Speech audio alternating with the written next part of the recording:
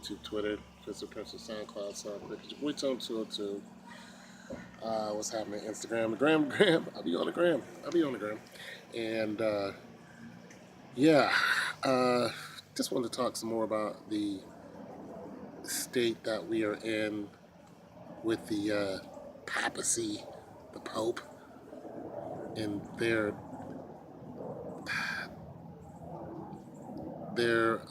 contrived uh, behavior and their control over the world uh, by making people believe that the Pope is some kind of godly man.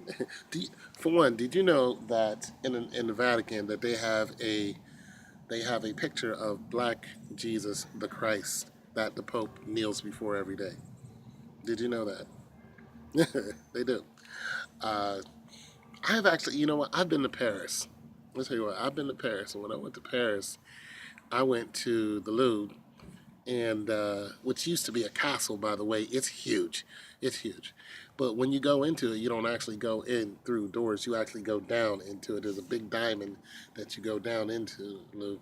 And I went straight to the part where they had the comparison of the Romans and the Egyptians. And when I saw it, I was I was looking at it in the comparison of who was what size back then and now. For one, the Egyptian people that they had there were not as dark as purported in actual historical books that have not been tampered with. They're also a lot taller than books that have not been tampered with. So, and this, I went to Paris like, I don't know, 15 years ago. And when you see those statues, you saw a statue of like a regular Roman person. And, it made them seem like they were so big, and it made them seem like the Egyptians were so small. And it just made you think, well, this is the reason why they conquered them so easily. But then when you go back and read historical books, it'll tell you that the Egyptians were tall, dark skinned people. In the Louvre, they are reported to be short, lighter skinned people. And it's like, who's correct and who's not? Also, when you look at any Egyptian movie, I mean, it's to the point now that they got white people as Egyptians. It's like, what? How did that happen? How did white people become Egyptians? And if Jesus the Christ was a Caucasian, how did he become Middle Eastern? Like what? What now? Caucasians or Middle Eastern is, I don't know.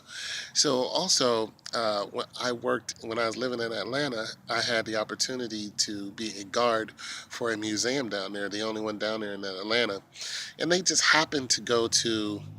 Okay, basically what they did was they found an abandoned museum that was in Niagara Falls, and when they found this abandoned museum, they found sarcophagus, and wood was a big deal uh, in Egypt because there just wasn't a lot of it. So anybody who was buried in wood was supposed to be a somebody.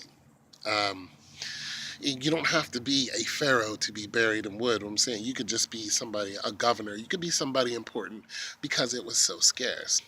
So then you have, so when they saw this, they was just like, okay, well, some of this stuff is important. Like whoever was buried in here is important. Of course, they had people buried in it. Then they had just bodies, just regular human bodies just laying around. And they found one body with, that's arms were crossed like a pharaoh. And then they examined it. They, of course, they took everything because it was already it was pretty much abandoned or broken down or whatever it was that the museum was in Niagara Falls. And so when they took all of it, they bring it to Atlanta and they examined it. And when they started examining the bodies, they found one of the bodies that had his arm crossed who had resin in his brain. Resin was Okay, so basically, when your body is dead and they prepared you to go to the afterlife, as far as um, Egyptians were concerned, they were brilliant people. What they did was they took your brain out and they replaced it with resin, but they only did that for like pharaohs and whatnot. So so they when they put resin in your brain, you know that whoever this was somebody important. So they bring him back and they had him on display and they said that it was Ramses the I think Ramses the second, the Let My People Go Ramses. He was a very short guy, and they found him in the Valley of the Kings. So most people think that pharaohs were buried in the pyramids, and that's nowhere near the truth. They were actually buried in the side of a mountain called the Valley of the Kings. And the thing about the mountain was, of course, once grave robbers found out where you were, grave robbing was a big deal back then because they knew that these pharaohs were buried with treasures. Even if it was just on their persons, it was worth a lot. They could just have something around their neck that was worth a lot.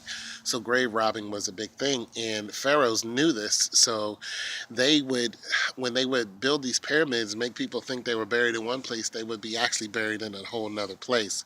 So that in the Valley of the Kings is where most of the pharaohs were buried, and of course, they also were susceptible to grave robbery as well. But nonetheless, this pharaoh, this guy that they say was a pharaoh, I was looking at him. It looked like he died maybe 3 4 days ago, and he died. So the pharaoh supposedly died of yellow pox, I think, yellow pox or smallpox. But nonetheless, you could still see bumps in his skin. He still had fingernails. They had to cover up his midsection because you could still, see his male parts, and you could see his toenails and everything. It was amazing. This guy's supposed to be dead almost 3,000 years, and boom.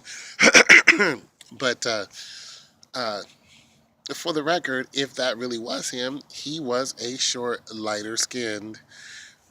He wasn't a light skin. He was like mid-range brown skinned guy, and he was short, very short. So I'm saying all that to say this: what we what we're seeing in our history books, and what we're actually and what you see in like museums and stuff, does not match up. Because when you talk about the Africans that were in Punt, or you talk about the Africans that were of Timbuktu. Timbuktu was a great place of meetings for Africans.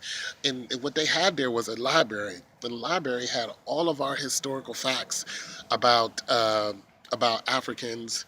It had a lot of historical facts about the world, pretty much, because you got to understand that there were Africans way up in Europe who occupied Europe. There were Africans that were actually German. They're actually saying that Hitler had black descendants. Okay, so when you look at that, okay, so when you look at the Germans who were not blonde hair, blue eyes, because they wanted to make this great race, I was like, why are you making a great race of blonde hair, blue eyes, and your hair is dark, Hitler? Like what? Okay, so basically, what they're saying is there were Caucasoids came out of the Caucasus Mountains, who were in Europe, but there were Africans there first, and Jews who are also dark-skinned people like me. I am a Jew, not Jewish, and they occupied those areas long before the Europeans came in and fully occupied those areas. So this is why half of like a part of the Roman army had Africans in it. One, because they invaded Africa, and for two, when they went up and they conquered Germany. And when they conquered Germany, you don't just conquer and you kill everybody. You still need people for your army. So basically, if they captured you, you pretty much pledged allegiance to whoever was in charge at that time, whatever Caesar it was, and you pledge allegiance to Caesar, and then you live as a soldier, you work for Caesar, so on and so forth. So they didn't just kill everybody. So you had basically when the Roman army would go and conquer, they wouldn't slaughter every human there because they needed you for trade. They needed you to say our empire is, they had the third largest empire. So it was more about building the empire than just killing everything. If you rebelled, yeah, they came and killed you. But so basically, you had Africans and Jews who lived in Europe. before Europeans occupied Europe. And they, of course, intermingled. So this whole thing about blacks and whites not intermingling is just like, wait, they've been doing that. So basically, so they intermingled, and once they intermingle, skin gets lighter and lighter and lighter, and this is how they're saying that Hitler was a person who had dark skinned descendants. I don't know. Anyway, so that's a lot to chew on, and you guys just let me know what you think about that. It's your boy Tone 202.